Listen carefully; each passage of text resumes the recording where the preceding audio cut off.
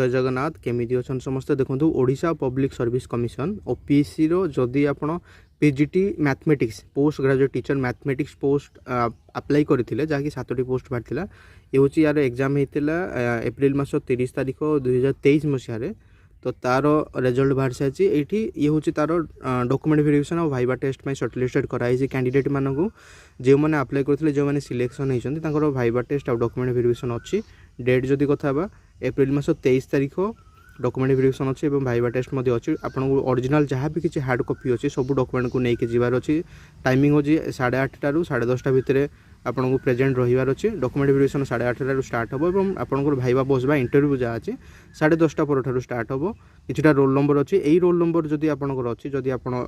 Shortlist होती ये जदि आप रोल नंबर अच्छी आप जातु टाइम भितर पहुँचतु और इंटरव्यू भल देवाक चेष्टा करूँ। धन्यवाद।